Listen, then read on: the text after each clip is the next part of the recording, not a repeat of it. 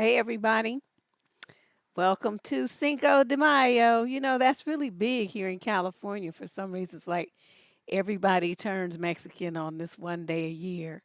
But, the action that we usually enjoy, like all the street block parties and all the food and, the music and the parks and all that stuff that makes it so much fun. Ain't none of that happening this year. So we just have to make do. You all just have to look at me. Just have to look at me. That's all. Hoping for tons of questions. Sue has like an imaginary like writing crop over there. She's like, more letters, more, faster, faster. Want me to have a zillion letters. But you know what? Let's see how many we do have. So to satisfy everybody's curiosity, including my own. Oh no, what happened here? Hold on, something went wrong. And so luckily, I have the email document, and there's a page that looked like it got jacked up. And so I have to hurry up and let's see. What was that thing she sent me? Oh, there it is. What page is this?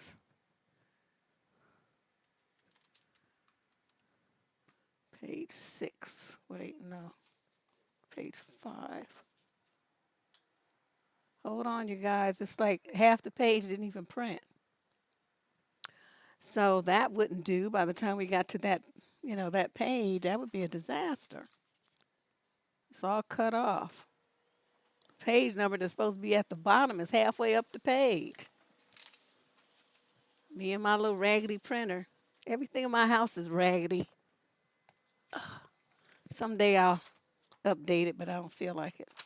All right, so now back to looking at the last page. We have a total of 21 letters. 21. That's just going to have to do. If you're new here, what we do on this channel every Tuesday is go over advice letters that people send in advance. If you want to get yours, submit yours for a future show, look in the show description and you'll see a link that says submit advice. Just click that link and then fill out the form, and then your letter can be included in the group in one of the, upcoming shows. But what we do is the letters come in, they go into a mailbox. They're filtered. And I have promised my cousin that I won't look in them, and I don't. So she goes in and she gets, she picks the letters for the column. She puts them into a Word document and then emails it to me. I print it, and then, that's it. So I'm reading the letters and hearing the questions at the same time that you are. So it's just as much a surprise what it says to you as it is to me. So you just never know what these people are going to be coming out with, because sometimes it's some really crazy stuff. One day we will never have 30 letters, not when I'm sitting up here. One of y'all almost going to come up in here and do it, because I will be running away. I have my trusty wine just in case they get a little bit too rambunctious. And we ready? You guys ready? Looks like the crowd's all here. We got some new people. I see somebody, Devon Woods. That's a new name. Hey, Robin, Lady Boss, my girl. Up there's Ken and Ash and Jim Doll and Sue, and yeah, everybody's here. Okay, let's get started. Question number 1. This is from a female in the 21 to 26 age group out of Los Angeles. I have been talking to this guy through texts and phone calls and Zoom for about 7 weeks, but we've never met. We had to cancel our date when the quarantine happened. We have talked a lot. Yeah, a whole bunch of stuff got canceled once quarantine happened. A few days ago, we were talking on the phone, and he asked me out of the blue if I like to watch popcorn. You know what that is. I told him that I didn't feel comfortable talking about that with someone I'd never met, and he knew I got upset. He apologized and said he just wanted to see what I liked, but then he changed the topic. We talked about other things. We have still been texting over the past few days, But now I'm worried that the question was a red flag. I know we have been talking for a while, but I think it's disgusting to bring this up to someone you haven't even met. If you've been dating, then fine. Do you think this means he's only after eggplant? Or am I overreacting and this is just a progression of our conversation due to being stuck inside? I just wanted your opinion. I'm not a prude by any means, but it just seems a bit early. Okay, you're 21 to 26. I wish you had said how old this guy is, but I guess it doesn't really matter because the bottom line is he is a rude little fucker. Okay, this is just nasty. And see, to me, when men come at you like that, they're doing the whole test. That's basically what he's doing. What he was trying to do since y'all been talking, and it's just been like regular vanilla and strawberry and chocolate conversation, he trying to add a little jalapeno sauce to it and get some little freaky stuff going on with the webcam. That's what he's trying to do. So he's trying to see if you're into that kind of visual stuff, then you wouldn't mind, hopefully in his wild imagination, performing similar kinds of scenarios, shall we say. So, people make donations to my cussing fund every Tuesday. Um, this is just really gross. And, you said you still been texting and stuff, but were it me, I would have shut that down. I would have shut that down right then and there, and he wouldn't have got no further conversation from me. There's just certain things, if you are going to present yourself like a gentleman and you're trying to really get to know a young lady, like her life, her history, her family, her dreams, her hopes, her wishes, what she's got going on in the future, what makes her happy, what's her favorite things to do, what she want to try to do, what excites her about life. There's so much to talk about with somebody when you're trying to get to know someone rather than going there.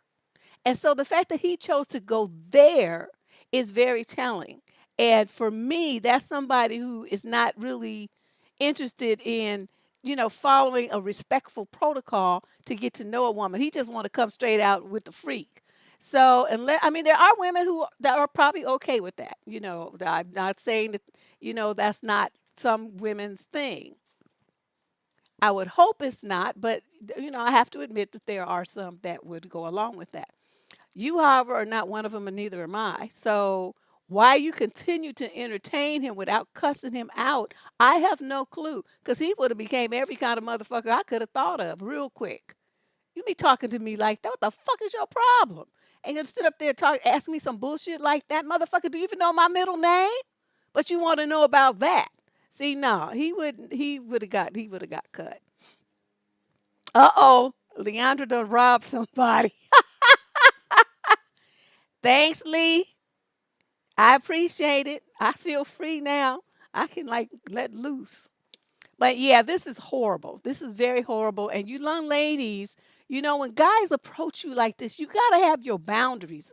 You can't just, I know you're young and you don't really understand yet what this kind of conversation means from a guy.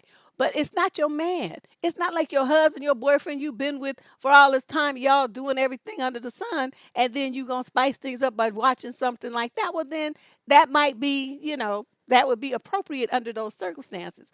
But for someone in a situation like this, it's completely inappropriate, it's out of place, and it's something that should have got him immediately dismissed. The fact that you kept talking to him after he laid that out there and tried to pull back and cover up and act like nothing happened, that shows that he knows you didn't know what to do. That's what that shows. So I'm telling you what to do. So block him, okay? Just don't even. Yeah. Jim Doll is funny. Just block him, okay? You'll be better for it and move on to somebody that has some damn sense. Question number 2, female 46 to 55. She's in the UK. I'm new here, so thanks for having me. Oh, I found out about you on an online forum here in London some weeks back, and I've been watching your very excellent videos since then. Well, what can I say? I'm 47. I have been happily single for 8 years. Thanks, Faith. And having dated for 5, discovering who I was, raising a child, finishing up uni, etc., etc. I'm a professional who works in the medical field. Recently, I've been having a feeling from a very, very shy coworker. He's a doctor and about 10 years younger than me. Seeing as I am old and have been out the game, I am wondering if anyone can help me with these things as to whether this person may be interested in me. Number one, always smiles when he sees me. Two, lately he has been waving at me when he sees me. Oh, how cute. Three, today we're sitting in the same office and he got up and said he was going to buy coffee and would I like one? And number four always says my name. Hmm. As I write this, it seems so silly. Am I being a stupid old duck thinking too much about his friendliness?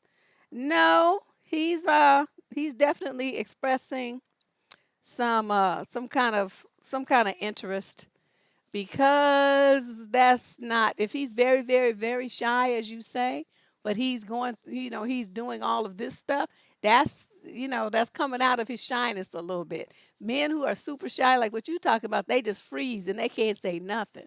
So the fact that he's waving and talking to you and getting you coffee and smiles when he sees you, those are all good signs. Now, I don't know what he's going to do about it.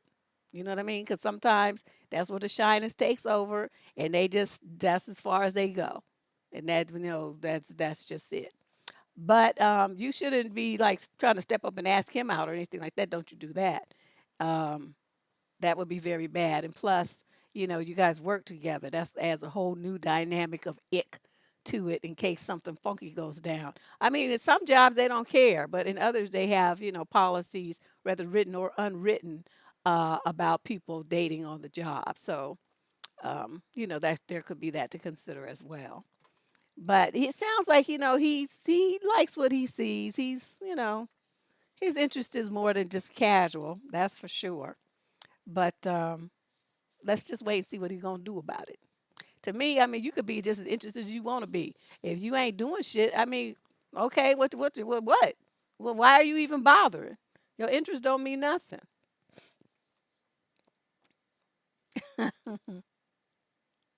What?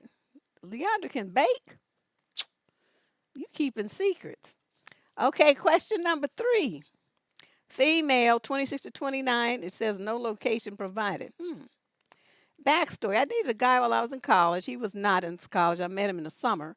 About 10 years ago, when I met him, he was in a bad situation with his home life, and by the end of the summer, he was practically living in my house. He moved in with my parents when I went back to college. What? He was a big drinker, but clean from drugs after going to rehab before we met. When I graduated college, I came home and was home for a few months before I found out he bought drugs into my house, and I kicked him out. We had a very, very nasty breakup. During our relationship and after, I realized that he was a master manipulator. Oh, a young narc. Since then, I met a wonderful guy and married him. We have a big house, good jobs, nice cars, etc., and a great marriage. We're not rich, but we do okay and own our own home.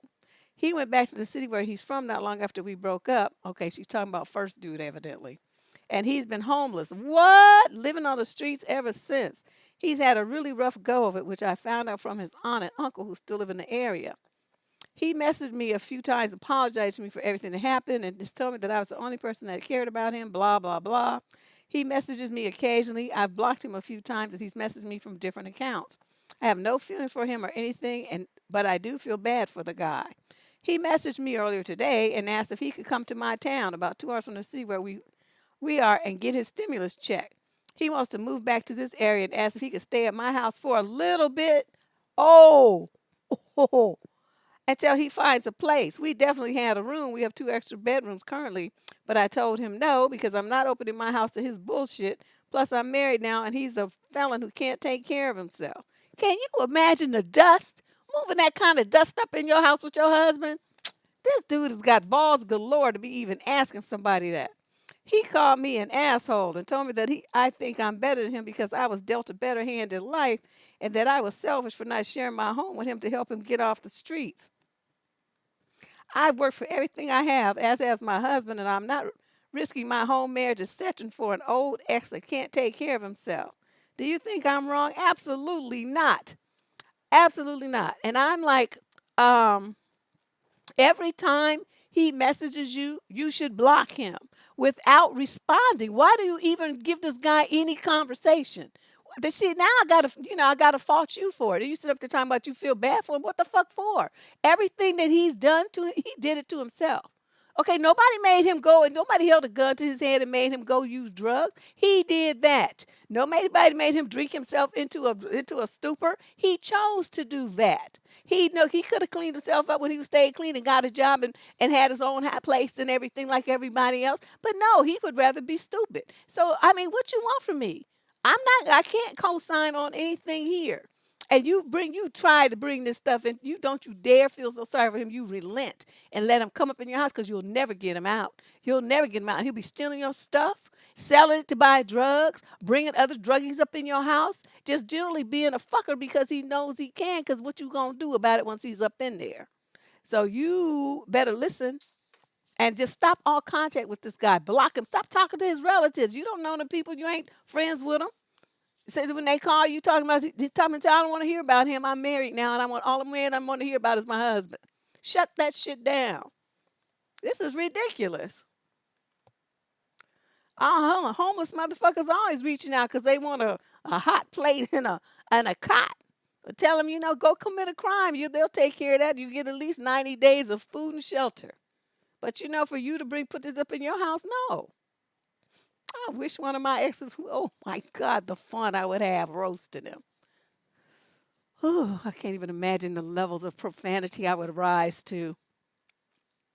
Yeah, she just, entertaining the bullshit so she can have something to talk about. I blocked him a few times, but he's messaged me from different accounts. I don't care where he can message you from heaven. I mean, what? Hell, Mars. It don't matter where he messages you from.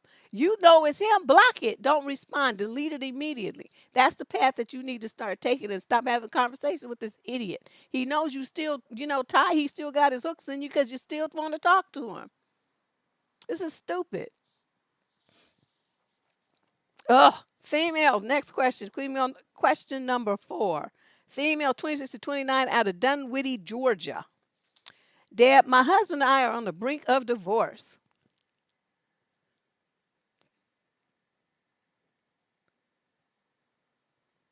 They don't want no homeless people working there because they smell. I don't want no homeless people with stinky butts and underpits and stuff and fleas trying to help me at the store. No, no, not doing that. So she says they're on the brink of divorce. We pretty much separated due to him not being honest about money related issues, not being transparent, and putting us in a lot of debt. Oh, no. But he came clean with his debts recently, and we have been working towards getting back together as long as he kept being honest with me. But this latest incident has me not trusting him again. So basically, I haven't had my engagement ring on me for a few months now. At the end of last year, when we were still together, he took it off me to give to his uncle, who was a jeweler, to do some upgrades on it. Straight to the pawn shop. You bought that. Anyway, we fought and I separated and I never asked for it back. Now, a few months later, I asked him, where is the engagement ring? Is it with your uncle? He replied that he had given it back to me. I said, no, you never gave it back to me. I'm sure of that. He said he left it on my bedside table after one of our fights and thought I had taken it, but I've never seen anything left there. Gaslighting. He said he would look for it in case he took it back, and he'll be pissed if it's lost, but he'll get me a new one if we can't find it. CZ coming right up. I just don't know if I believe his story. I confronted him and said, did he pawn it for money? Because of all the financial stress he was under, and he swore up and down on our son's life that he would never do that. But it just makes no sense. I still don't believe him. And this reminds me of another time. A brand new iPhone I bought in a box just went missing as well, never to be found. And of course, my first instinct was not to suspect my husband, but there was no one else that comes over to our house and has access to it. I just don't know if he's lying to me. If he is, I really am completely done with him. To look me in the eye and swear on our son's life, that's not acceptable to me in the least. I just wish I had proof that he is lying. This uncertainty is the worst and makes me think I'm going crazy. What do you think? I think that you are being manipulated by a narcissist, like a class one, gaslighting, lying, manipulating, covering up. He just run it, just like a checklist. So what you need to do is, you say you're on the brink of divorce. You need to go on over that edge and make the magic happen. Because dude is all kinds of fucked up. There's no way in this world that you should be married to a guy like this. He is a loser. And it's like, when you have money disappearing and items disappearing like that, that's drugs. Well, it's either drugs or gambling. It's one of those two. But usually for small things like that, it's drugs. Because that wouldn't be enough to cover the gambling debt's usually thousands of dollars. And, drugs, they going to get a quick $100, $200, and then, yeah. So that's what I think is going on in your case. I don't know what kind of drugs. Couldn't say that. You would know because you look at them. The people that use meth and stuff is, they start looking all kinds of fucked up like real quick. So I don't know. It could be, crack. Still, people still messing with that and heroin, all kind of stuff. People are still using. But whatever it is, dude is doing, these are every sign here. I don't know why you say, you don't know if he's lying to you and swearing that that's not acceptable and wish you had proof. You have proof your shit disappeared. What shit? What other proof do you need? The motherfucker got you in all kinds of debt. Isn't that proof? You can see that with your own eyes. It came out your bank account. What are you talking about? I need proof. You just not ready to take the plunge. That's what that is. But you're not going to keep going until he has you completely penniless, homeless, and everything else, all kinds of messed up. And then you'll figure it out. And you got to be careful when you got people like this and you have children. Okay? You got little kids. Because they will sell them to the drug dealers. No fucks given. Okay? So you need to get your kid away from this dude. I don't trust people that use drugs at all. Not 1 second. Because they just, when they get high, all they can think about is the next high or staying high. And anything that the person who has the supply suggests to them that as a way for them to get more and maintain that feeling, they're going to do it. They will give them your car, your jewelry. I mean, anything. Kids. So you need to make sure that you get away from this fool as soon as possible. He's just going down a real bad path. Man, when you be stealing from your own family, you just at the bottom of society in my life. Question number 5, female 26 to 29 out of London. I've noticed that a few of my friends have become very superficial over the last few years. They do not seem genuinely happy for me. They seem to be copying my decisions or trying to follow my choices. Recently, I got a big job with a lot of perks, but a few of my friends seem happy but very few of my friends seem happy from their hearts. Most are pulling me down with snide comments and comparing their jobs to mine when they're not even close. I know it's jealousy and I should not let it affect me, but I do and it gets me low. How do I move on? Have you ever experienced this before? How do I keep this negativity out of my life when they are in my social circle? Well, that's easy. And you in the age group. Man, you guys heard me talk about Saturn's return, right? It's a Freudian theory, but it just happened between the age of 26 and 28 for every woman that I've ever met. They go through a metamorphosis. And what worked before in your life, the people that were there and stuff, you shed them like a snake, shed the skin. That's what you're going through, girlfriend. You right in that mix, 26 to 29. And you just, are like waking up and seeing these people that are around you that you call friends for the first time with your new eyes. And that's what always happens. I mean, it's just classic. I just thousands of times I've seen this, and you're just another example of it. So this is what you do. You stop talking to those people. When they call you, I'm busy. I got my new job. I'm taking some training for my new job. Or, I got my new boyfriend. I got my new car. I have to be a bitch. I just can't let them go. I have to rub their nose in it a little bit. And then you just be too busy. And then, don't go out anywhere with them. Cut back on phone calls so it starts dribbling down to once a month, once every 3 months, and then nothing at all. You don't see them. You don't listen to them. And the main thing you do is you don't tell them none of your business. Keep your mouth shut. Stop telling, you got people that's around you that's like snakes, and you're going to still keep telling them stuff. And as far as them, making snide remarks, you need to get your gully up and start making them right back. So, something about your job and, You think your job is so this and that. No, I don't think it. Obviously you do. That's why you talking about it. To me, it's just the job. I'm glad I have it though. A lot of people don't. I'm glad I have a job that's better than your job. Your little minimum wage making bucket ass car driving job that you got. I'm happy about that. When they want to be a bitch, you just got to be one back. I don't know. But anyway, that's what's happening here. So it's time for you to change your social circle, find new friends that are on your new level, um, more professional, more successful, and that aren't petty and spiteful and silly like those women that were previously in your social circle. You're going to get a new one. Okay, very simple. Question number 6, male, 21 to 26 out of Canada. This woman I met online, that I have been talking to on the phone and texting about once a week, gave me her WhatsApp, and there's a picture of her with her arm around some guy that looks roughly our age. 21 to 26. Okay. When I saw that, I was a bit surprised, and I'm assuming it's her brother, cousin, or friend, but I find it a little strange. Should I ask her who that is, or would that come across like I'm jealous? If I should ask, how would you bring it up? No, you don't ask that. What's wrong with you? Okay, let's rewind to your letter and just go analyze this step by step. I met her online, and that I've been talking to on the phone and texting about once a week. Once a week? That is not no kind of relationship. It's barely, I don't know what that is. It's a waste of time. That's what it is. So you just talk because y'all is bored and don't have shit else to do, which is probably the situation with a whole bunch of people because of this shut-in stuff.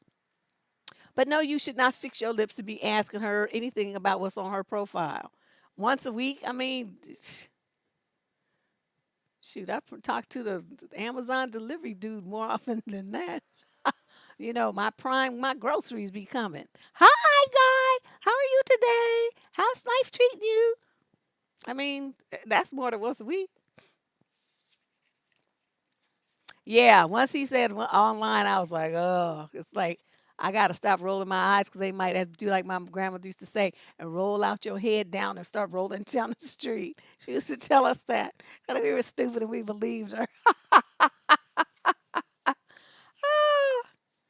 Yeah, dude, come on now. There's nothing for you here. I mean, you should be, dealing with like some other people. So I know you're not trying to call this a dating situation or something because it's so not. Question number 7, female, 30 to 36 out of San Jose, California. He wanted me to save him from her.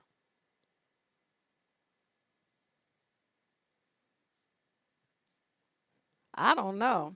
I should have known she was indeed crazy and I should have never gotten involved. Our relationship was mostly an emotional affair. Oh my God, look at this fucking essay she wrote. Okay, we're going to be skimming some of this. They worked together. Okay, he confided that his feelings of depression and hopelessness about his marriage. He isn't especially likable. He doesn't have any friends. His home life was hell, he says. He's married to a psychopathic, narcissistic woman who only sees what he does wrong. Oh, he was playing all kind of violins and flutes and everything. We built a bond and a connection. And he texted me a lot. At least she made a lot 2 words. She also saw that he had said he felt he loved me unconditionally. This wasn't the first time she had tried to intervene, and she had been trying to control him and his whereabouts and everything about his personal life. He just kept finding ways to sneak around it. I should have let it go. I know I should have, but I didn't want to leave him vulnerable and alone. I realize now I enabled him to not stand up for himself and that I let him stay stuck in indecision. I really regret this. You stupid. The day she intercepted his text, he threatened to kill himself. She sent him away to the psychiatric ward and immediately began spreading lies and rumors. She texted me nonstop, terrible expletives, calling me mysteriously, got my husband's number, and wouldn't leave him alone. I told my husband the majority of everything happened and we are okay. She had her sister reach out to my husband, one of my best friends and possibly my manager, and she just isn't letting up or giving him a chance to heal. She refuses to listen to anything he has to say, and she refuses to see what she's done to contribute to this situation. I'm so done with it. I've apologized, and I really do mean it. I want them both to be happy, but their relationship has been toxic for years. I'm frustrated that he won't stand up for himself. He's staying with his parents now. They took his phone away and they're treating him like a child. His wife and family are going through his phone and controlling him. He is so depressed and scared to lose his kids. I feel like the weight of it all is just resting on my shoulder. Oh, this is just a drama queen. Ing. I know his wife is the victim, but it was her controlling and victimizing mindset that has made this so much worse. I know he wants to leave her, but I know he probably won't. And she's just going to continue on with her manipulation, lies, and harassment. I feel overwhelmed that she blames everything on me. What do I do? How do I let this go? There are way too many people involved in this. I feel lost. You just stupid. That's what you are. Yo, you know what this letter is? Let me y'all tell y'all what this is. This is a husband, I'm talking about hers, who can't fuck. That's what we're looking at right here. Because his wife's attention is all on some other couple, some other stupid man who's depressed and in a mental institution and a mental ward. He got a psycho wife and just all this stuff like that. That means her husband ain't putting it down and he's not giving her enough attention. The two things in a bad situation that will push a woman to start looking elsewhere. That's what this is. This is a man right here who can't fuck. So everything that's happening here, where his wife is so, her energy is so on this other man who's a crazy loon, his crazy family, all his problems, all the stuff like this, she don't have nothing going on in her marriage that's keeping her attention. That's what this is. Her husband and her, there's a problem there. There's a problem. Because you know, when you be really into your husband, you can't even, I mean, you see other men. I'm not saying you turn blind or nothing. You see them. But it's like, they be like, well, trying to get at you and stuff. And you be like, later, and you think about what's going to be happening at your house that night. That's what is really going on. So, dude is just, you know, he's not putting it down right, and his wife is just tipping and crazy. This whole situation is crazy. All I can tell you, lady, is you need to see a shrink. And then you need to see a marriage counselor because you need to figure out what it is that why you have no excitement in your life and why you're looking to third parties for yourself to feel alive and energized and have emotions and excitement and something to think about and something to do. You don't have no hobbies, you don't have no interests, you don't have no passions in your own life and your own marriage. So you're looking for that from outside. That's what's going on. You need to go and get your head straight and figure out what's going on with you, why you thought that this was the correct path to take to make yourself feel alive again. Ooh, Lord have mercy. I don't know. It's just like two, three or four crazy folks all just. Let's move on. Question number 8. This is from a young man, 18 to 21. He says from the USA. My parents are aggressively requesting my stimulus check. They simply want it because they think I'm going to waste the money on video games. They themselves are in no need of the stimulus check and are far outside the range to receive one. Although they could have claimed me as a dependent, they didn't. Does this somehow entitle them to my stimulus check? I would really like having the stimulus check for some spending money, but they are very controlling over every aspect of life, including my finances, even down to turning off my Wi Fi at 11 p.m. I'm 21. I've also worked every summer since I was 16 and given them every paycheck. Haven't even asked where they've gone. So maybe what I'm saying is I want a little control in my life and some spending cash for the first time in 21 years. Is it worth the strain on our relationship to withhold the check from my parents and see if they eventually turn around or kick me out of the house as they've done in the past? You should hope they kick you out. You should hope they kick you out because at 21 and you was working 16, 17, 18 and giving all your checks to your parents, um, no. When my daughter was working at that age, I made her pay some bills. Like I gave her, she liked to be online all the time, right? And she liked to be up all night playing video games. Okay, what happened there? You using the internet more than me, so you wanted all this like super powered internet. I just need basic shit. At that time, I wasn't streaming, and And then she was running the light bill up. Heater on, all night air conditioner running because she hot in this daytime and she in her room playing video games and all stuff, right? So I'm like, okay, you're gonna pay these two bills. Plus I made her pay her cell phone bill. So she got a taste of reality. I didn't charge her any rent. She would occasionally buy some food or whatever. But that's how I chose to do it. So she would have some responsibility. Guess who was going around the house turning the lights off like a motherfucker after that? She didn't want to pay that high bill. But in a situation like this, they basically are putting you in a position where you can't leave, which is inappropriate. A young man should be, getting his money together. He should be working, going to school, whatever, and saving his money up so that he can move out and start his life as an adult. Even if you move into a place with two or three other dudes and y'all sharing a condo, a house, or, a three-bedroom apartment, whatever, you are living independently. So what you need to do is tell your parents that you're going to open up a savings account and you're going to put, I don't know, how much is the stimulus check? Because I'm out the range to get one too. I don't get one. But it's like just say it's $1,000. Okay, tell your parents you're going to save $800 of it in an account because you want to start saving up so that you can move out by the time you're 23. No man should be living with his parents past the age of 23. And tell them that the $200 that you have, you're going to take them out to dinner, and you're going to do that, and then you're going to spend the rest buying yourself whatever you want because it's something that you haven't had an opportunity to ever do in your life. Okay, then you're going to do it. So you don't ask their permission, you tell them that's what you're going to do. Now, if they come back and say, well, we want you out of the house, you say, fine. Okay, then you just go find some place to live. Find a room to rent somewhere or something. Find a buddy that you can live there and help him pay his rent or something. But, make sure that you have a job and that at 21 you should and, pay your fair share. Start your life. It's never easy at first. Everybody struggles. You'll get over it. He's 27 and still living at home. Well, that's your parents' fault. I don't know. That's Yeah, they're letting him get away with that. Now my brother was out the house at 17, all of them. They left, went off to college, never came back. So it's like, bye. I was the only one who hung around. Left, came back, left, came back. That was me. My brothers were like, deuces, we out. And that's to me, that's good parenting when you have your boys that are so, together that they can go out and make it happen by their own.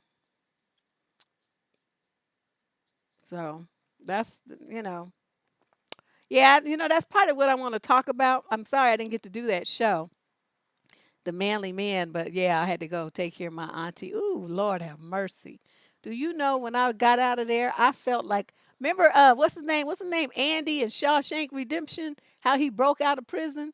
Honey, that's how I felt leaving that woman's house. That lady, 85, and just crazy, crazy, just so demanding. What you doing that for? I don't like that. I want it done this way here. Yeah, yeah, yeah. So I was like, I felt like my name was Kizzy. I couldn't wait to get up out of there. And guess what? I got to go again next weekend. But I'm not going to stay the whole time next time. But yeah, so like, oh, you young people don't know nothing. What's that seasoning you putting in that pot? That's not going to taste right. Just complaining about every damn thing. I was like, I was so ready to go. But, we don't want her going out, because she want to go out. And so we try to, we want her to stay in the house. So, she go in the backyard, stuff like that. But we don't want her to go nowhere. So we taking turns, cooking, cleaning, and keeping her company and getting migraines and stuff. So that's where I was all weekend. All right, so let's move on to question number 9. Female. Yeah, I think he does, but I mean, he don't have no money. His parents take all his money. So they're trying to, basically they're keeping him a prisoner, and that's not right. Question number 9. Female, 26 to 29, out of the UK. I've been with my husband for 12 years, married for 7. I gave birth to our first child in February, and in March, my husband told me that he had been having an affair for the last 4 months. This means the affair was whilst, don't you just love that? Whilst I was pregnant And during the first month of our daughter's life, wow, what trash. He told me he was in love with the other woman, that they had spent the last 4 months planning their future, and he wanted to leave me to be with her. The affair sounded intense, and he told me everything about it, all the times he had lied about where he was, but was actually with her. And you listened? You wanted to sit there and listen to that. I would have been like, stop talking. I don't feel like hearing that shit. You're not going to try to torture me emotionally and mentally with sordid details of your affair. Why would a woman sit there and listen to that? Oh, so anyway, I don't think I processed this properly because I just didn't want to accept it was true. And looking back, I think I was in denial. As the night that he told me he wanted to leave, we talked and he ended up staying. We carried on and acted like nothing had happened, but the other woman had left her husband for him, and as a result, she had been left with nothing. The next couple of months, my husband kept saying he wasn't sure if he had done the right thing and didn't know if he wanted to stay with me. He said, "Oh, here we go to triangulation." He said he also involved the other woman as well as me and didn't know what to do. He did this a number of times, but each time came back to me to say he wanted to make things work. He did this for the final time a couple of weeks ago and said he loved me and wanted to be with me. We've been having couples counseling, but I found out that during those months when he was undecided and taking the time to think, he was still speaking to her every day, telling her the same thing he was telling me. Of course he was. He was in love. He didn't know what to do. I've also found out that during that time he was meeting her and still having eggplant with her. I've been honest about all of this. No, he has been honest about all of this and told me everything. He's even told me that he is still in love with the other woman, but he thinks it's a different kind of love. He said he wants to get over her, so he's cut all contact. Am I being too weak staying with him? Yes. Will I ever be able to trust him again? No. I find myself constantly worrying that he's still talking to her, meeting up with her, and I don't know if that will ever go away. It won't. He has been honest about everything, and some of the things he has told me have been incredibly hard to hear and painful, but I see that as proof that he is now being honest. No, he just found a way to torture you, and you're letting him do it. Am I still in denial and taking him back too quickly because I just want life to go back to normal? And what is best for our daughter? I love him and I want to have a family together, but I just don't know what to do. You'll never have the family that's alive in your fantasies. You don't have that kind of man. Probably never did. But the man who would cheat on his pregnant wife and right after she gave birth to his child he's so low that even like pond scum and snail slime are a step above him. You lady, I don't know. I mean, I know your hormones are wacko because you just had this baby and all of this, and you feel it makes you feel vulnerable. You feel insecure. You're stressed out because you're a new mom and all of that's new to you.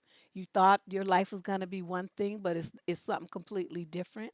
Your fantasies, your future, everything that your life was, that you viewed for your life was banking on this marriage and this child and being a family and, kind of using it as a stepping stone for all your other dreams to come true.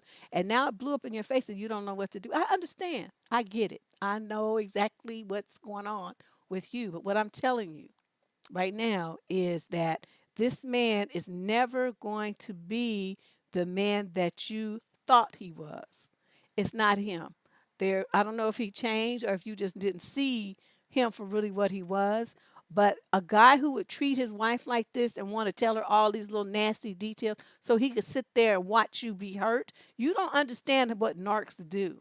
And that's what he's doing. He's sitting there, he thinks up all these details so he can hurt you over and over and over and over to the core of your soul. That's what he's doing. That's why he's being so, quote, honest. I wouldn't put it past him to be making up some of the stuff just so he can hurt you some more. What he's trying to do is get you to get the courage to leave him alone, and you're just not going to do it. He keeps playing this game about, well, I still want you. I wouldn't give a fuck. I don't give a hell what you want. These motherfuckers in hell want some ice water too. They ain't getting that and you ain't getting me. That's just how it's gonna go. The next communication you will have will be from my attorney, motherfucker. Prepare to pay child support for the next 18 years because it's coming. And then I would be out the door. Yeah, he's just nasty. When they cheat with you, that's just the most hurtful thing. And I keep hearing that so many women, when they get pregnant, is when their husband starts acting a complete fool and cheats on them, lies, starts doing all kind of crazy stuff to destroy them emotionally.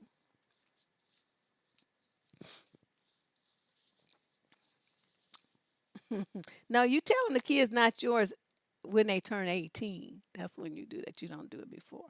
But I mean, I probably can't even do that these days now because they have child support. Uh, well, no, then you tell your daughter not to listen. This is my show. I do talk the way I fucking want to talk. Nobody tells me what to say on my channel. Now, I mean, I appreciate you, trying to protect your child and all of that. But if your child is too young to understand profanity or deal with it, then that means your child is too young for this channel. That's what that means. So, I usually deal with mature 16 and 17-year-olds and on up. If your child is under that or is, too young and immature to understand that kind of language or tolerate it, then they're in the wrong spot. They need to have this information, but you got to make a choice. Is she gonna get the information she gonna need to protect herself when she gets out here dealing with these knuckleheads? Are you gonna be worried about the language in which the message is delivered? Now you make a choice, and you the mama, so you pick. So yeah, lady, that's what I suggest that you do. This marriage is over, been over. Question number 10, female 56 to 65, no location provided. What to do? My husband is obese. I'm going to put that T on the end like my daddy used to do. Oh, that man could mispronounce some words. You was obese with a T, okay? Like beastie, obese. And it is a constant source of tension between us because I find it such a turnoff. Oh my God. It even makes him smell different. When we married, we were both fit and trim. We have been married for more than 20 years, and now in our 60s, he's in his 70s. And of course, we have our share of wrinkles and gray hair, and that's fine. I may be 10 pounds heavier, but not super overweight. He is clinically obese. He does go to the gym, but never loses any weight because he overeats all the time. I do other types of exercise. I don't go to the gym. He says he's comfortable with his body and wants me to accept him as he is, but I don't see how I can someone think myself into being attracted and sexually responsive to him. No, the real issue is that he thinks I should desire him at 100 pounds heavier than he used to be. Ooh, that's a lot. I feel upset and cheated because without getting into too much detail, eggplant is no good when you're not hot. I don't know what to do. Nagging only makes it worse, and he is upset because I don't desire him. So we are at a standoff. Do you have any ideas for me? Huh. Do I have any ideas? Thanks, who? Thanks, Leah, Leandra. Um, this is difficult. This is difficult because, we get up there and we take those marital vows and, we say all that, oh, for better or worse and all this old stuff. And people do mean it. I mean, it's not like you're trying to leave the dude or anything. But what happens is, my thing is when you're married and you don't want your mate to, be getting upset and, thinking about tipping out and stuff like that, then whatever, short of some serious illness or something that incapacitates you, let me throw that in there because, I get emails telling me, well, what about that? Okay. But in general, it is our responsibility to provide, and our mate's responsibility to provide us with a satisfying sex life. Otherwise, why would somebody stay married to you? Okay, I mean, especially if you still young enough to be doing it, and good enough health to be doing it, then you want to do it. And you want to do it with your mate because that's the person you love. But then here comes your mate looking like the Michelin man. That shit is a turnoff. Okay, that's not cute. That's not cute. I don't know what to tell you, girlfriend, because I know me. I'm just such an asshole. I'd be like, you look like a fucking puffing stuffed little doll. You need to lose some weight and stop eating all them donuts and all that old shit you be eating. Because until you lose some weight, we ain't fucking. And that's just how it's going to be. I didn't marry somebody looking like you, and I'm not going to be dealing with this. So you want some of this, you better get rid of that shit. I'm not into that fat fetish thing. That just don't work for me. And that would be what I would tell him. And he wouldn't like it. And I'd be like, what you want me to do? Did I marry you looking like this?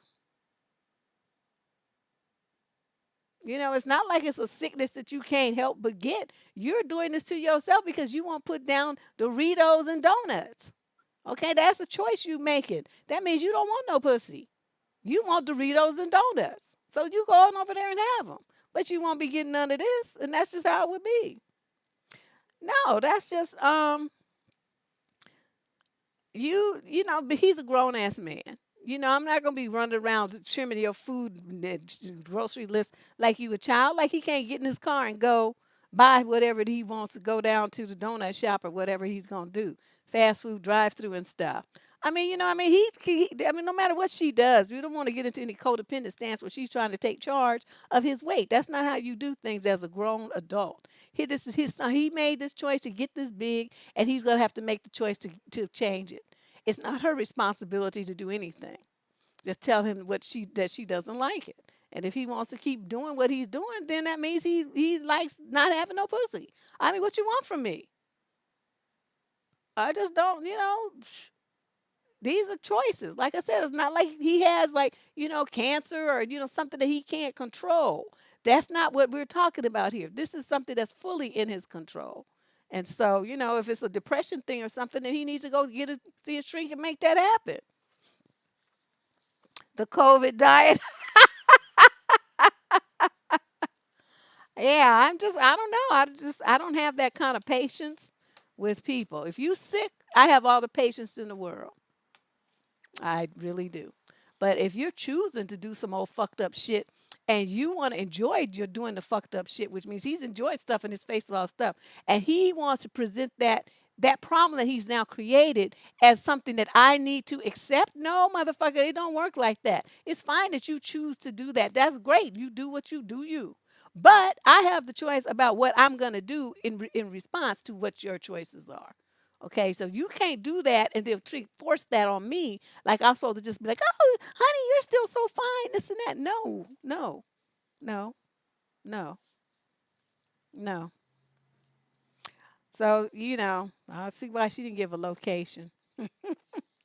Question number 11, male 18 to 21. I have a two-part question. I go to the same pizza place regularly. I won't say which one it is, other than that they have stores all over the country I live in and worldwide. Domino's.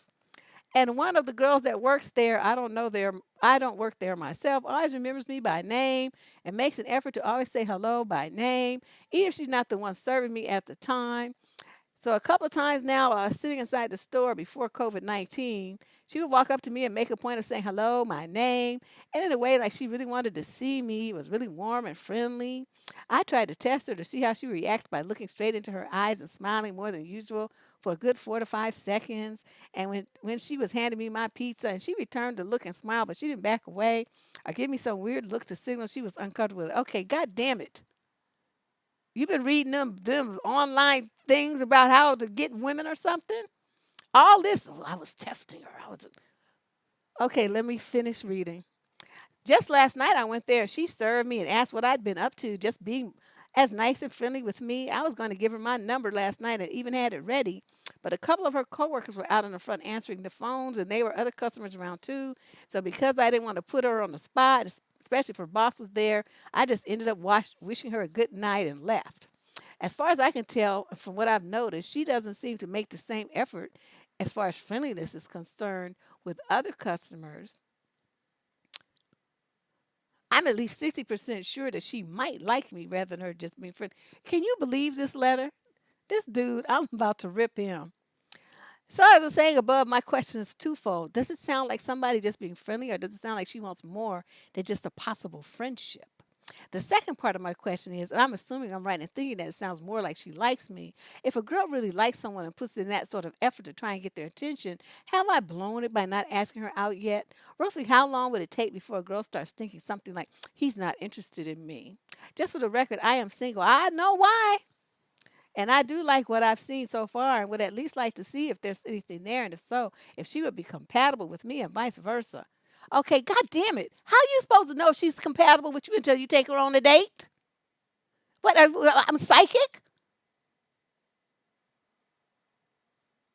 This is not a psychic channel, okay? It's a relationship advice. And what you did was just waste a whole bunch of my time. All you had to do when she came to your table to give you your order, why didn't you give her your number then? Say, I know you're at work right now, but I really do want to talk to you and get to know you better. Here's my number. Call me when you have some time. Bam. How hard is that? Okay, you could have saved 17 paragraphs full of bullshit just by doing that. And you could have already been on a date with the girl. She could already be your girlfriend or whatever y'all gonna do.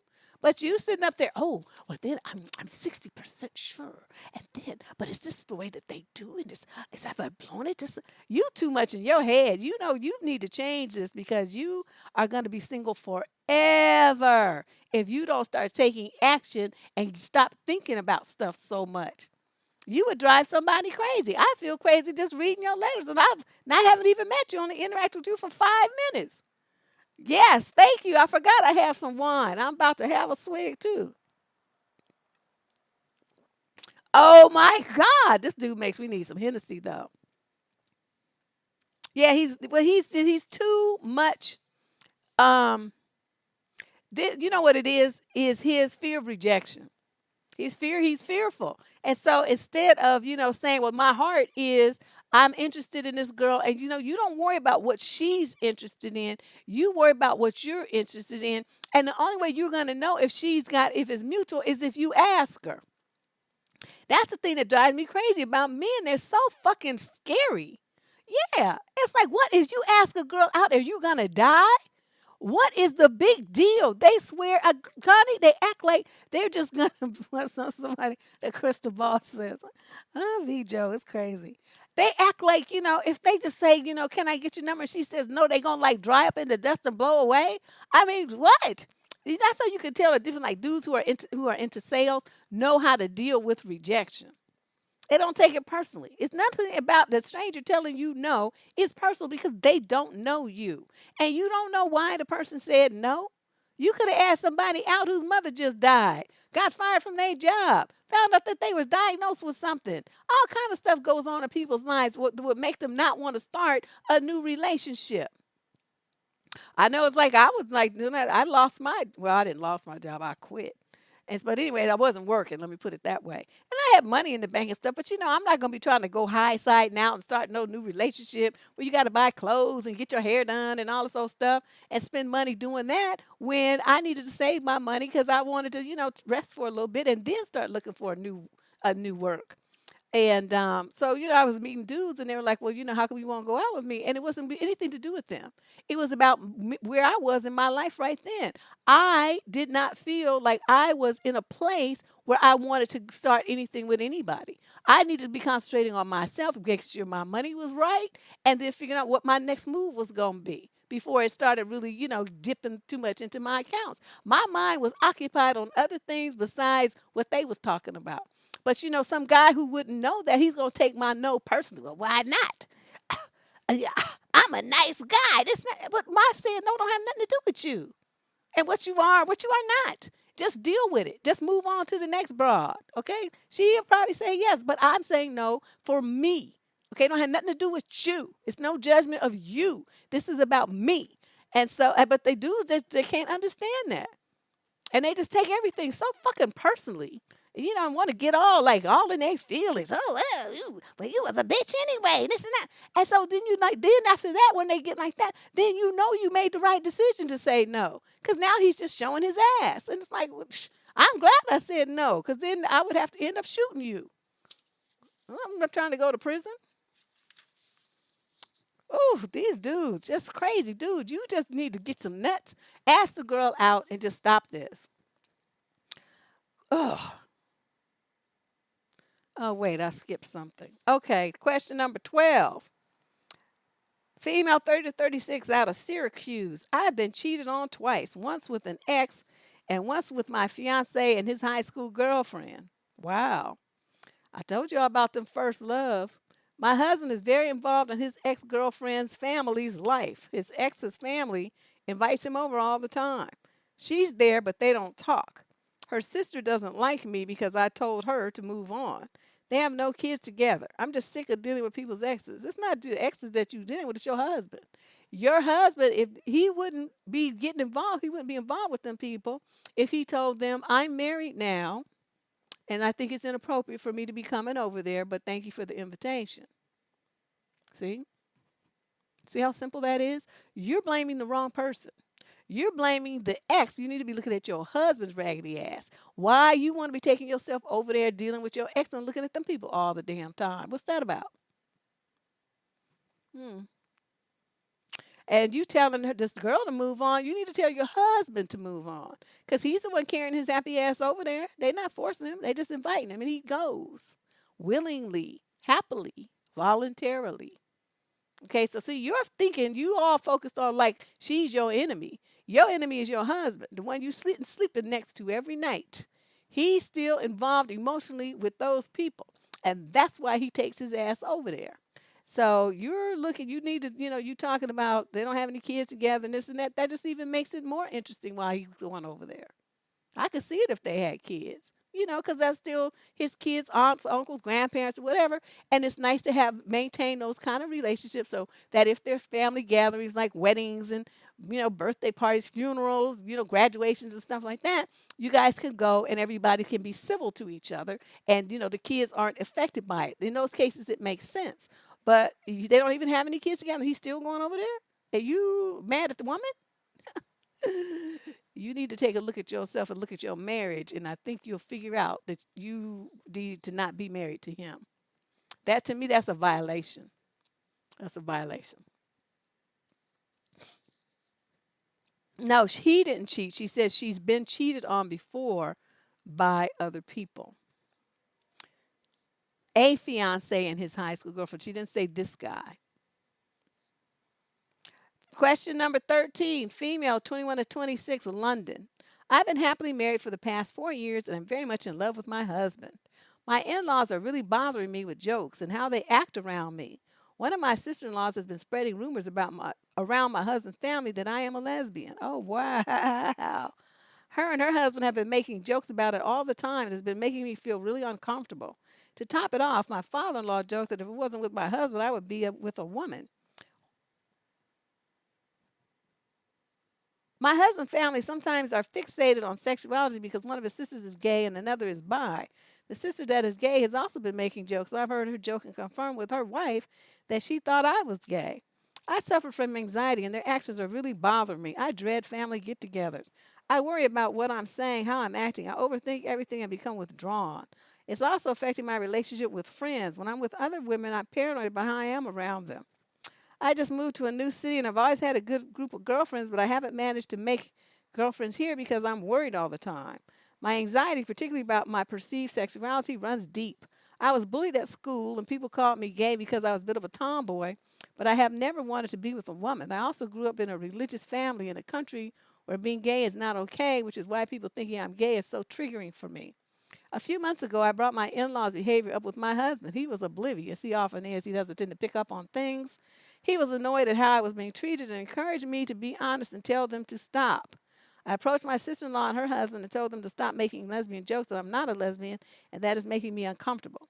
It's a few months on, and the jokes haven't stopped. They continue to make jokes, but do them in a subtle way through in jokes in the family group chat. When we get together, sometimes I notice that they are texting each other and laughing at things I've done or said. I'm extremely sensitive and pick up on things. My husband is the total opposite. He thinks I'm paranoid and worried about nothing. I feel extremely uncomfortable. My anxiety is through the roof, and I'm not sure what to do next. I just want the jokes and comments to stop. What should I do? I'm so worried that it's going to tear my husband and I apart. I would leave that motherfucker. Let me tell you why. How you going to sit there and let your family bully your wife like that with some crazy ass conversation and chats and in her face and stuff, and you act like you don't hear it? You act like it's okay? Nah, this motherfucker would be so fired. I'm sorry. There would be no way in this world that I would stay married to a man like that. He could kiss the inside of my ass as I was on my way out the door. You're not going to do that. You're not going to treat me like that. It's not that they don't like her, they just are bullying her. It's a bully situation. And you know how some people feel so bad about themselves that the only way they can feel better is to try to make somebody else feel as bad as poorly about themselves as they do about themselves? That's what's going on here. You got the sisters gay, bi, what the fuck ever. The father's old as hell. I mean, they have issues going on. Were me? Man, if I could jump in her body for 5 minutes, I would read those motherfuckers so, but they would never say shit.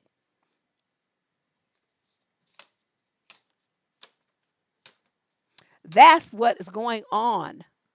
You guys, it's not anything. They're bullying her and they're ganging up on her to do it. All of them together are doing it and they all ain't shit. His whole family's not shit, including him. And it's like you in love with a man who doesn't even want to step up and protect you. He tells you to go protect yourself. What the fuck I need you for then? You're not gonna protect me against your own family. I can fucking forget it when it comes to somebody outside the family. Then you gonna act like you don't see that either. No, he got to go. Thanks, Flora. I have enough videos about boundaries. I mean, it's not that much to say. You either have them or you don't. But in this case, her anxiety is working against her because it's making her feel unsure about, how to respond. And when people have anxiety, what they do is tend to internalize these kinds of things. Whereas people like me, I make other people have anxiety. I'm not having none. But when I finish reading your ass, you gonna have some because I'm about to tell you all about yourself. Your mama, your dog, your husband, your brother, your cousin, that bow-legged ass daddy you got, everybody is going to get a piece. And so, but she's not built that way. She's, the more sensitive internal, she takes things and internalizes them. And so she's feeling this pain on a deep emotional level instead of, rising up and making them feel pain on a deep emotional level. See the Viagra needing motherfucker sitting over there trying to talk about somebody with your limp ass dick? You need to shut all the way the fuck up. Let's start there. You only talking about somebody's sexuality because you can't get it up no more. So sexuality to you is a dream in the rearview mirror, motherfucker. Then we would turn to that sister and read her. Now, I don't have no problem with gay and lesbian people, but in that situation, I would because she doing too much. And I would tell her about herself. And she become every kind of gay slur I could think of. And then I would turn to her wife, same thing. And then I would turn to my husband and read his ass too. And so by the time I got through, everybody would be cussed out. Now he don't have no cojones. He don't have shit. And he wouldn't have a wife either. You treat me like that, you would have wished you had said something because by the time I get through with them, they're going to be in a puddle. And you see how quickly that comes out? I don't even have to think about it. I'm going to just talk about you so bad. And just like, I don't even know. It's like just the hatefulest person. But actually, I'm a very nice person, really. I'm a very nice person. I'm a very nice person. But one thing you're not going to do is try to fuck over me. Exactly.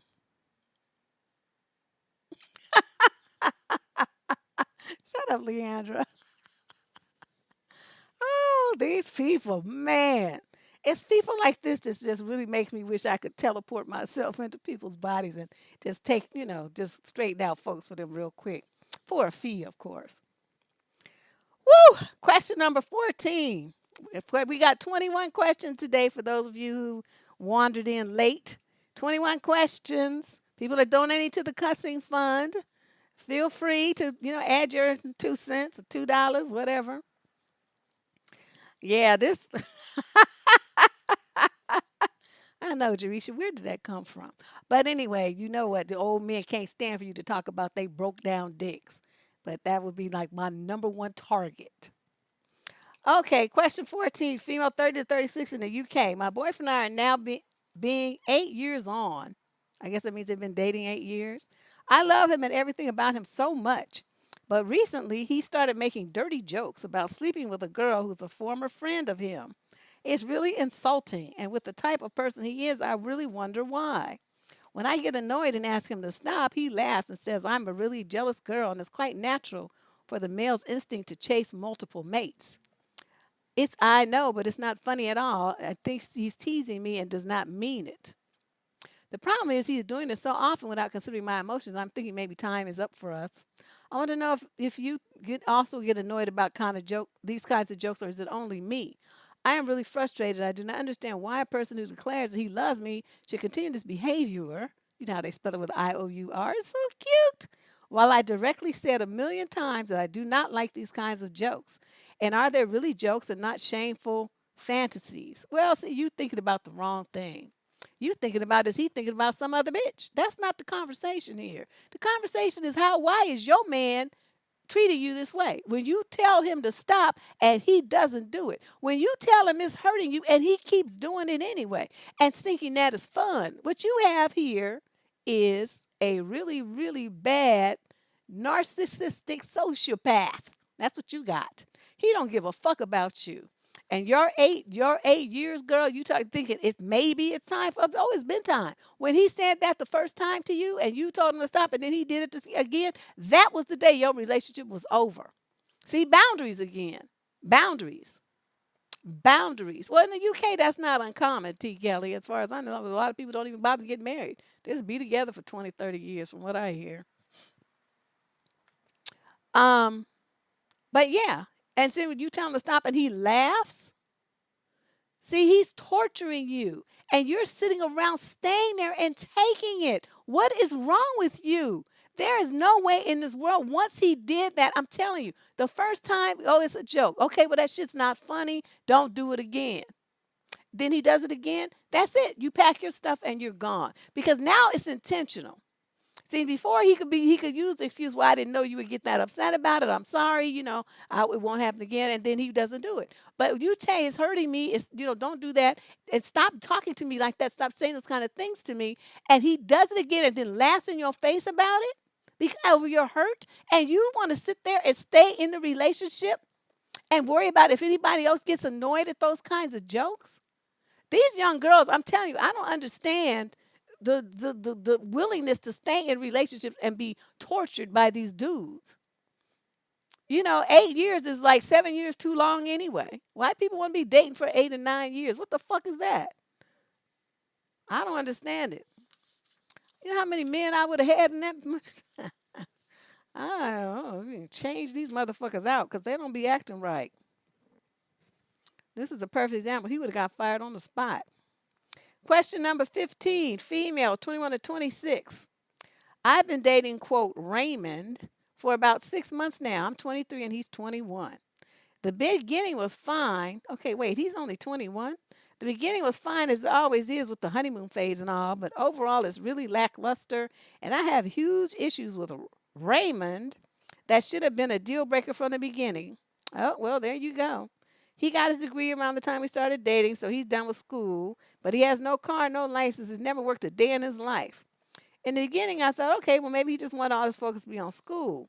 I've encouraged him to start catching up to adulthood and broken down these goals for him, since the big picture can be overwhelming, starting with the license. All he does is game and talk with his friends from his home state online, so he has plenty of free time. But all he's accomplished this entire time was getting a learner's permit. He hasn't expressed any desire to do the things on his own accord. His parents are nice folks, but they don't seem to give a shit about encouraging him to gain some independence. I like to game too, but it's kind of ridiculous to be a grown adult with a useful degree who chooses to stay home and do nothing. He doesn't want to do much of anything, so this brings me to my next issue. His mental health is not good, but he refuses to get help. He told me he's had suicidal thoughts and attempted to self-harm in the past few months. And when we get in an argument, he stonewalls me. He's insecure. He constantly needs reassurance and doubts about my feelings for him, which honestly have pushed me to the point where his doubts are true now.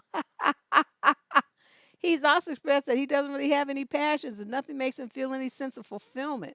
I've tried to nudge him in the right direction by giving him numbers of therapists who take his insurance and fit his preference, but he hasn't bothered calling them. I know therapy doesn't, okay, that. Lastly, I realized that we just don't have much in common. He's not interested in sharing things with me, and I'm just bored with the relationship. Okay, she's going on and on and on. I know it's not my job or place to guide him. I realize that I care about him, but whether or not I'm in his life, his issues are only going to affect him. My patience is worn thin. I want to break up, but I'm absolutely dreading to break up because quarantine makes it such a different situation, and I can't deal with it by hanging out with friends or anything. Oh, so you want to stay in this sick, twisted relationship with a loser because you would be lonely? Is that what you're trying to tell me? Okay, let's read how much of a fuck up this guy is. Let's go down the list. They've only been dating 6 months. Okay, he's never had a car, no license, no job, never worked a day in his life. Okay, how many strikes is that so far? About 4 or 5? Okay, she's stepping in codependently, trying to push him to get a license and be an adult. Okay, that's 6. All he wants to do is play game and talk with his friends. 7. All he's ever done was get a learner's permit. 8. His parents don't give a shit about encouraging him to get some independence. Well, at 21, he should be on that path on his own. 9. His mental health is fucked up. 10. He refuses to get help for it. 11.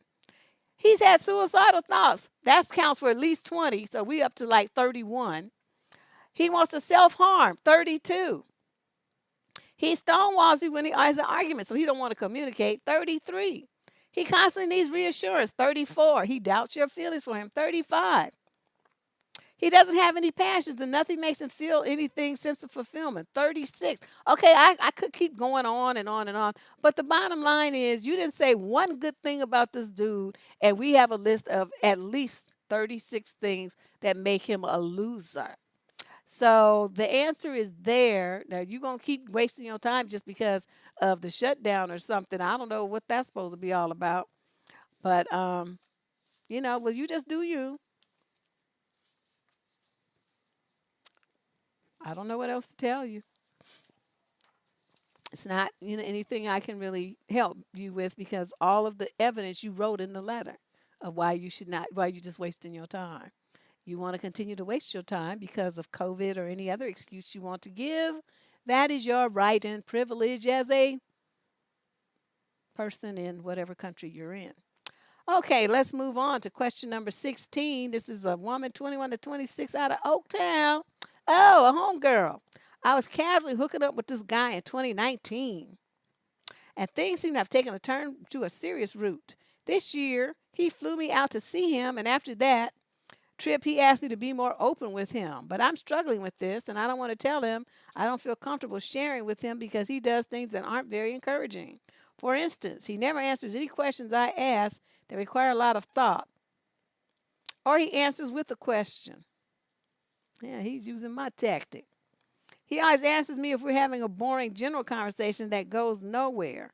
However, if I ask him a question about hopes, dreams, plans for the future, his childhood, or family, he just laughs.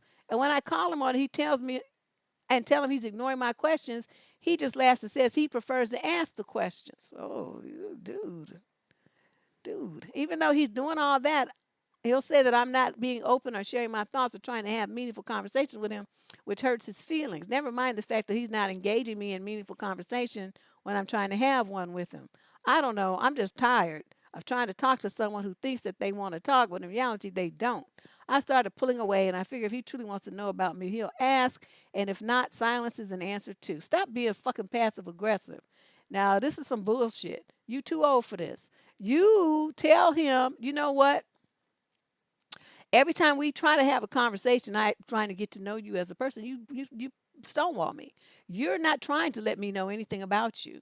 Now, there's could be many reasons for that, but the reasons are irrelevant because what I'm seeing is a person who doesn't really want to get to know anybody. He just wants me to talk so he can find out every weakness that I have and use it against me. I know that game, motherfucker. And that's a common game here in Oakland. I mean, that's all they do. And they want to talk to you when the conversation is stupid. It's like they want to talk about just stupid shit like what somebody said or some music person or some fight of some celebrities had or something or some sports something or how beautiful you are, how fine you are, how you look good and you this and that and I mean just it's trivial, mundane, just like grade school kind of conversation. These are men in their 30s. So when you have somebody and they prove themselves to already be like that, you already pulled his card and he's very blatant about it. He's not even trying to hide it. Why are you wasting your time? Block him. Delete him. That's it. That's all you got to do. He ain't even basic. Ugh. He's a super dusty fool. But I'm telling you, he flew you in. I wonder where he lives. Maybe L.A. or something. I can't imagine any place else where you wouldn't, be on a plane. It is a dreadful place. It's dreadful if you're trying to date. Even the ones who are educated. Ooh, I could tell you guys some stories. Oh my God. Did I ever tell you about the story about when I went on this date with this guy he tried to play like he was super religious? Oh my God, we have to have a side story. I mean, this dude, right? He's engineer. I mean, cool. I mean, not ugly, smart, obviously. You know what I mean? So he's like, oh, let's go to Kincaid's. Now, y'all know Oakland Kincaid's is this restaurant down on the Oakland estuary. You got this great view of the water and, the sunset, this golden water. It's nice if you sit in the right tables and stuff, right? So we sit in the bar area, and so he invites these two friends of his. So his guy friend comes and he brings his girlfriend. So it's a foursome. Now, this is my first date with this dude, but we already on a double date. And I'm like, this is kind of a bit much, but whatever. And so we're sitting there. Okay, so it turns out they all go to the same church, I guess. And those of you who know me know I stay as far away from church as my two little feet will carry me. That ain't for me. I don't do church.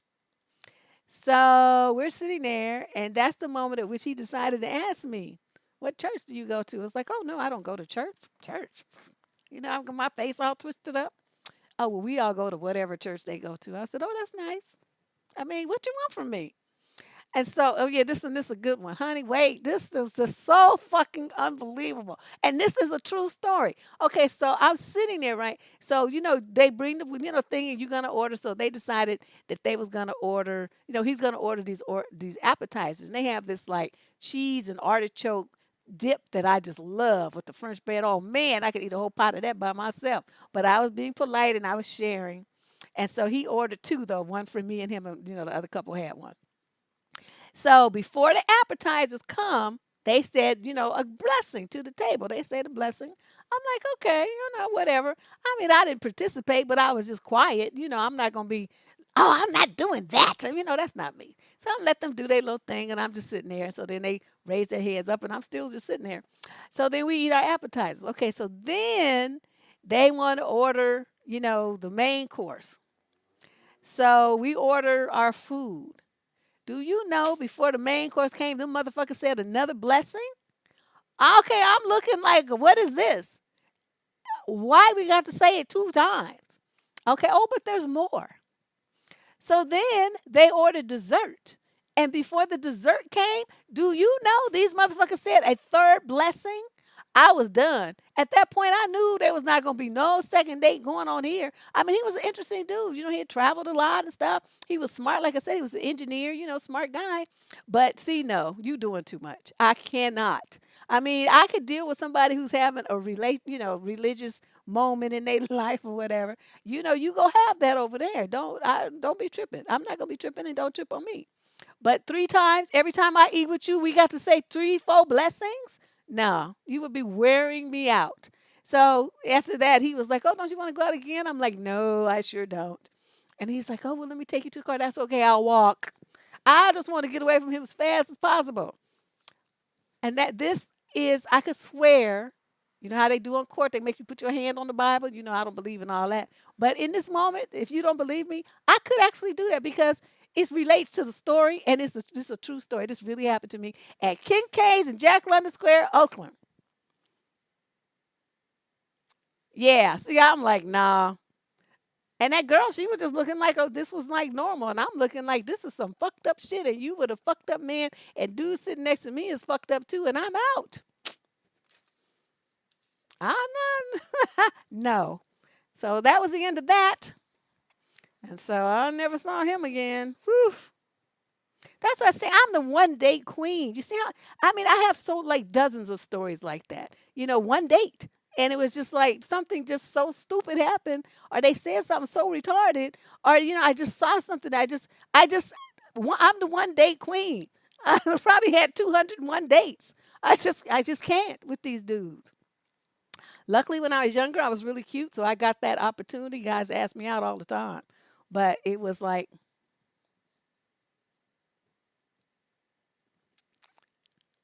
oh, no, let's not do this. We're not going to do this again. All right, let's move on to question number 17 of a female 21 to 26 out of Metairie. Is that how you pronounce that? Metairie, Louisiana. I've been dating this guy for 4 weeks. We haven't really did much because of our state lockdown. He has cooked for me twice and even baked cookies the few times we've met up. I notice on the days we meet, sometimes he eats super late and he likes to use DoorDash. What y'all ain't? I thought you just said you had a lockdown. What y'all doing? Just dating like regular? I stayed over 2 days ago. Once I got over his place, he said, I haven't eaten all day and it's really almost midnight. I'm hungry and I don't want to cook. So he said, can you ride with me to rallies? So I'm like, sure. Oh, I've been there. I was in New Orleans though. We went to the rallies where he had the payment window and food window on the passenger side. So I told him I'll pay, and he said no. And I looked at him confused and puzzled at the tone of his voice. And he said, I'm the dude, I'm going to pay. And I said, well, this is the least I can do. You always cook and offer to do other things. I handed the cashier my money and the whole car ride back. He was mad and he said, don't pay for my food anymore. Are you trying to put voodoo on me? And I said, what are you trying to say? Here we go with the, and then he said, they would do play by play. And then he said, you're seeing me good and buying me food. Okay, so dude was insulted. So this is a young man who's not, at least he might be dusty in some other way, but he's not dusty and trying to get a woman to come out of pocket to pay for him nothing. He believes in the old fashioned dating style. Your mistake, young lady, and you're going to fuck this up, is you need to sit your ass down and let him. This is a situation where that phrase, let him be a man, comes into play. This is what he wants to. He considers this to be his role as the man to take care of his woman. You insisting, now he already told you no, but you did it anyway. Okay, not only did you show disrespect because he asked you not to do it, you disrespectfully stepped on his face and did what the fuck you wanted to do. And then number two, he told you no, he's the man he wants to pay, so he gave you a solid reason, and yet you ignored that as well and reached in your pocket and paid, insisted that you was gonna pay. What kind of message did you just send that man? You're a dummy. You're gonna fuck this up. Insisting on doing something that the man done already told you he doesn't want you to do for him. This is the kind of thing women just really, yeah. No, she's confused. No, she paid for him. She paid for him. You got it twisted, introversion, whatever your name is. She paid for him and he didn't want her to. He didn't want her to pay for his food. He said that he's a man and he's going to pay for his own stuff. He's the man, I'm going to pay. And she just like, and did it anyway. So if he feels like the man is supposed to be paying, well, then that means it makes her be the man and it makes him feel, emasculated. This is the wrong approach. If a guy tells you that he wants to pay, you put your money in your pocket and all you do is say, thank you, baby. You're so sweet to me. That was what you were supposed to do, but did you do that? No. I hope she does, because she's gonna do that one more time, and he's gonna dump her because he's gonna feel like he can't. Evidently, this doing this kind of thing is important to him. That's probably how he was raised. That the man takes care of the woman. So you stepping in there and you gonna insist you're gonna take care of it yourself and him too. You make him feel like a little bitch. No, that's not sexy to a man. He doesn't want to feel like a little bitch around you. The only ones who do want to feel like that are the ones who are little bitches. And there's plenty of those, but evidently your dude ain't one of them. So you need to stop this before you mess this up. And any other thing he tells you not to do that concerns him, how he wants to be treated, you don't do it. You're going to keep this up. I don't know where these girls be learning this stuff from. My arm would have been broken. He said I wouldn't have offered to pay anyway, though. That's me. Because I'm on the passenger side. I would have done this so he could have gave me the money so I could have passed it to the person. I'm not paying. You was the one who was hungry. But, yeah, I mean, all these men out here trying to tapping a woman for $5 and stuff, and you got a guy who got to argue about paying for his own food with his girlfriend. She doing too much. Question number 18, female, 26 to 29, out of Nevada. So I've been dating this guy, and I've spent the night a few times, but we haven't slept together yet. Okay, I see what she means. And we hung out again. And all this is one sentence with no punctuation, I want you to understand. And I decided to talk to him about STDs and make sure he didn't have any to be safe before I slept with him, period. The conversation went well, and he said he would get tested for me, but then he kind of was like, well, why we can't do this or do that? I just told him I wanted to wait until he got tested, period. I told him that, trust me, I wanted to sleep with him, and it's frustrating we can't, but it would be better when we can, and I know it's safe. Well, he's been slowly not texting me as much and taking longer to respond. It feels like he's going to ghost me. Should I have not brought this up? Why is he acting this way? Because he's a fuck boy. He just wanted to dip it, hit it, and be out. You're trying to make him be responsible and accountable, and he's not trying to do all that. And for all I know, he could have some disease, and he was trying to get, just a lot of them have these attitudes like they don't care that they're giving it to women, multiple women, and so he finally ran into somebody who was not stupid enough to fall for his game, that heat of the passion crap. Thanks, irises. Oh, thank you. And you were very smart to do it the way that you did. I applaud you for that. That was good. And so it made him have to slow down. But I'm thinking, he probably got something, and he was trying to, rush you through uh, to the good part so that he could give it to you and then be on his way. These dudes are so nasty. There's no reason for a guy to any other way, even if he wanted to, you've been dating him, you've been spending time with him, all this stuff, but he's slowly backing away once you mention getting tested. That could be the only thing, is that he's got something and he doesn't want you to know it. Because once you do, he'll know that you don't want to be bothered with him, so he's dipping out now. So you dodged a bullet there. Good job, girlfriend. Question number 19, female, 26 to 29 from the UK. Recently, I've been going through a lot, and I would just like some objective advice on my situation. Nearly a year ago, I went through a breakup with my first boyfriend. He broke up with me, and we had been together for nearly 5 years.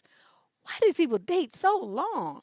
He was my best friend, and the relationship was an anchor in some very tough times in my life. I have a long history with anxiety and depression, and he was a constant in my life of change. The breakup was quite messy. He definitely could have handled it better. He didn't communicate issues with me, instead left in a very insensitive way. At that point, I didn't even know why the relationship ended, but over the past year, I've had time to reflect, and I can say that I was equally responsible for its end. In retrospect, I've come to realize how my poor mental health, anxious attachment style, and strive for perfectionism affected our relationship and his well-being. When it ended, I didn't have the insights I had now, so the narrative that I told my family and friends was heavily based off a place of pain and misunderstanding, leading them to believe he was the toxic one. I understand why they think so. However, I know for a fact that he never intended to hurt me.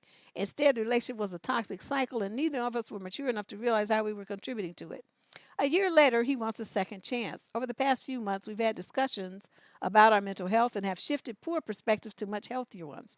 For example, we have discussed topics surrounding codependency, constructive ways of dealing with anger, and I strongly believe that we have a good shot at a healthy relationship. The issue right now is I have been torn and indecision for ages. I'm struggling to trust that I can make a good decision. I'm afraid of failure. And mostly, I know that my family and friends will all be against me, and I in no way want to lose them to be with him. I read a lot about how our loved ones might see things we don't, and therefore should take their opinions into consideration. But in my case, their opinion is based heavily on their biased perspective of the breakup, which I take full responsibility for. In the end, the indecision is hurting me more than making a mistake. But feel like I'll either have to leave him or live with the loss or disappoint everyone else in my life is making me severely depressed, like I have no way out. Oh, God damn it. Get your ovaries in gear here. Just like you went whining to the motherfuckers, telling them all your business, which you shouldn't have done anyway. Telling them all that stuff based on your early misunderstandings. You could go to them now like a grown-ass woman and say, look here. I've had time to think about this relationship and all the shit I told you guys when I first broke up with him. And most of what I told you wasn't true. Most of what happened in the relationship was my fault. And then you proceed to tell them that part and say, now, I only told you that because I've grown a lot. He's grown a lot, and we're going to be dating again. You don't have to like it. You don't have to accept it, but it's what's going to be happening. Good, the end. And that's that. Because, in your life, the only person who's going to be making you happy in your life is you. Okay? Now, if you think you have a good shot with this dude and y'all have had all these deep conversations about it and you take responsibility for your growth and all this stuff, and because like a couple of years have passed, then that's what you do. So you don't have to be indecisive. You're trying to please too many fucking people. Please your damn self. And if you do that, then the decision is easy. Okay? Grow up. You don't be running around telling people all your damn business, and then you want to be acting all brand new about it and crying into your pillow. Oh, I don't know. I don't know what to do. I don't have to choose between them. Yeah, yeah. All dramatic and shit. If you can't make a decision to be in a relationship with this man or any man that, you know you had a hand in fucking up and you guys want to try to get back together, well then that's when it's time for you to put your grown woman on and do what you need to do and say what you need to say to all them other people who really don't give a, they don't matter. Okay? Are they supporting you? I guess if they are, that's a different story. But if you supporting yourself, then their opinion don't mean shit. Now, yeah, I am too. I don't go backwards. There's no point in all of that. It's pointless. But some people, sometimes I think though it's good because some of these people, they talk about this magical thing called closure. They need closure. And sometimes going back will give them that because they have all these doubts. They have all these questions, all these, what ifs, should haves, made it, what ifs, and all this stuff. And so they get a chance to be back in the situation and get those questions answered. So when they break up that second time, which inevitably happens, they break up that second time, well, then they're confident that it was the right decision to make, and there's their magical closure. So sometimes, for some people, going back is what they have to do. That's just the way it is. But I don't be bothered. I don't give a fuck. It's like, you was fucked up when we was together. I doubt you, if anything, all you did was get riper and more fucked up. So I'm not trying to go back there and be bothered with you again. You worked my nerves the first time. That was enough. Question number 20, female 21 to 25 out of Raleigh, North Carolina. 6 months nearly dating and, quote, the talk came out. I was clear from the beginning. He told me you deserve the truth. You want kids, and I enjoy so much being with you, but I don't feel I want any more kids. He is 33 and has two from his previous marriage. Now, you're 21 to 25. He's 33 with two kids. I started to cry, but then said I understand him, but choose another thing and thank him for telling me so. Still feel like dumped and don't know much what to do when he calls. I miss him. Any advice? Yes, I do have some advice. Go to the nearest community college and take some classes in English, grammar, and writing. Please do that because this is atrocious for someone as old as you.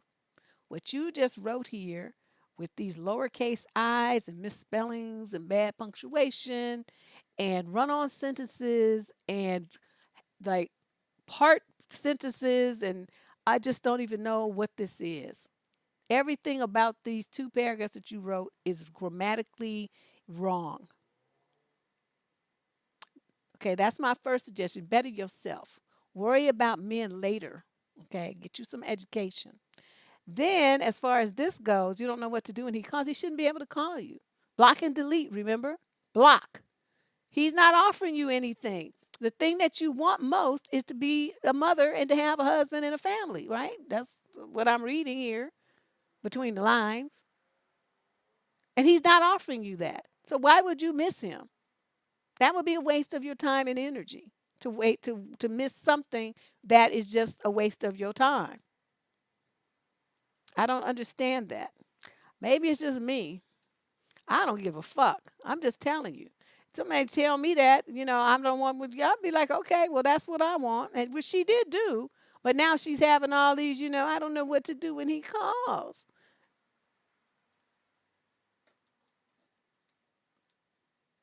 Oh, is this a second tip from Irises? Thanks, Irises. Helping us to grow up. This is just really sad, though. Well, you may feel like you were dumped. Doesn't matter whether he got rid of you or you got rid of him. He's not offering you what you want. What I keep telling you guys, if the man's not offering you the relationship that you want, the relationship that you need, the dreams that you have, what you want, he's not offering it to you. He's flatly told you to your face he's not going to give it to you. It's not there. Okay, so there's no point in thinking about him, not another second, because it's just he ain't on that page. There's no feelings that you should be having about this man other than relief that you got away from him after only 6 months. So you didn't have to waste years and years of your time before he broke the news that he don't want what you want and had you wasting your youth and beauty messing with him.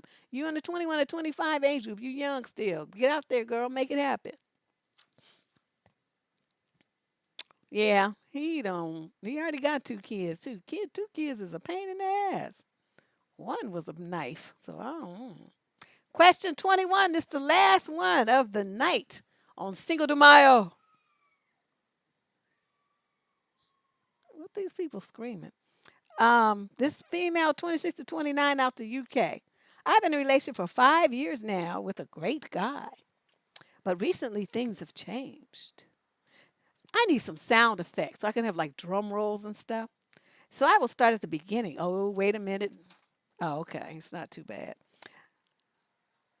M got a promotion at his job that required that he travel a lot. And of course, after being together every day for 5 years, it was a change to have him gone so much, and I missed him. Thanks, Flora. Oh, she's sweet because I deserve it. Okay, because I missed him. Oh, well, yeah, I could see that every day for 5 years. This last trip brought some really painful feelings on my part, which started with me seeing something on Facebook saying he was going to leave me because I never let him do anything. Then when he got home, he went to see a friend of his girlfriend. A friend of his girlfriend. Oh, his friend's girlfriend, because they were having relationship issues, really. And evidently, because I would get upset about it, he decided to lie about where he was going. But I found out about it because he received a message when he was in the shower asking him if I knew.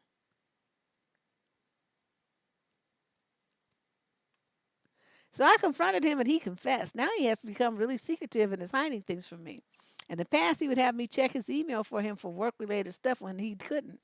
Now he has changed passwords. I don't know what to think or what to do.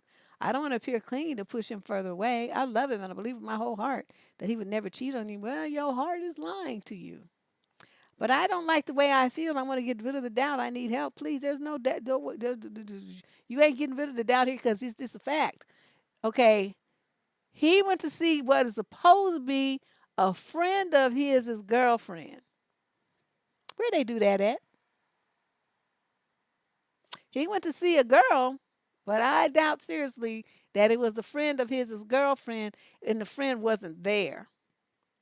Was he supposed to be a shrink now? He trying to solve everybody's problems? Motherfucker, you got problems at your own house. What you doing? Okay, so that's the first thing that made me raise my eyebrow. Then he in the shower and he get a text message from somebody asking if you knew. If it was a friend of his girlfriend, why would it need to be a secret? Don't you know his friends?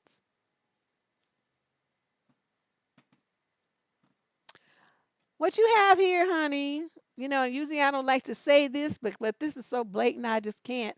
He's changed his password so you can't check on the emails and stuff. She's probably sending him pictures and he's sending her stuff and it's like the trifecta. It's three very important things changed all at once. Were it just one thing, I would be kind of on the fence. But three, this is all three things that you look for to know that a man is cheating.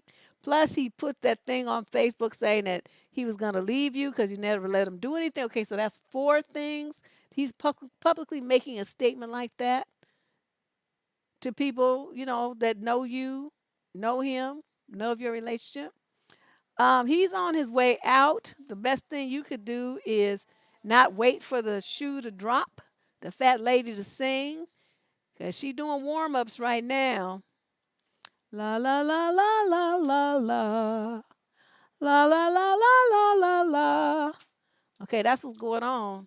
So you need to make a move while you still can get out with your dignity. Don't let him drag you all the way down. Just get out. Okay? So this is great. Oh, yes, this is great. You guys, thank you so much for your generosity today to my cussing fund. I didn't even have to cuss all that much, or did I? I don't know. I guess I'll listen to the tape and see. Sometimes I want to go through and count the F bombs I dropped and see what happens. I don't even know what that is, Eveline. I just, picked that up from cartoons when I was a little kid. But I want to thank everybody. You guys are great.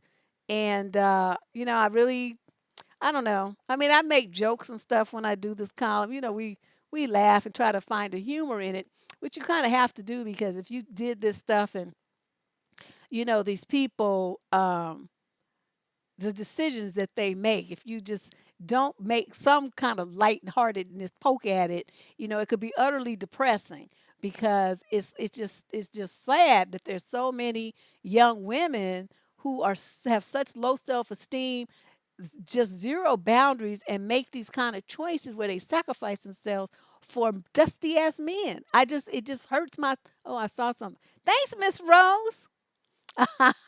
Yeah, I need me some tacos. But this is just it could be very sad. So, I try to make jokes about it while I'm educating you and providing you with options and different ways to make choices and help you find ways to find words to stand up for yourselves. And that's what we do. Anyway, that's what the column is. Every Tuesday we're here. If you're not already a subscriber to the Destrism channel, feel free to become one. We would love to have you participate in what we got going on here. There will be another show finally this Friday because I'm not going over to see Auntie. I'm not going to deal with that woman until probably Saturday, maybe even Sunday. I'll go over there. Maybe I'll cook her Sunday dinner or something. But I stayed the whole weekend. I just wanted to die. I thought I was going to die. It's like old people are just in a just a class by themselves. I swear. I felt like I'm serious, like I was breaking out of prison when I left her house. I could get in my car fast enough. But we're going to talk about, the manly men this Friday. And then I hope to get back to the DNN. I'm still doing interviews for the My Life with a Narcissist series. So if you're interested in participating, we'll be doing interviews the rest of this month. That's write to me at Debsterism at gmail.com. You'll see it right there, Debsterism. That's how you spell it, at gmail.com. And let me know your contact information, and we'll try to get you hooked up for an interview by the end of May. Thanks again, everybody, and I'll see you on Friday. Bye-bye.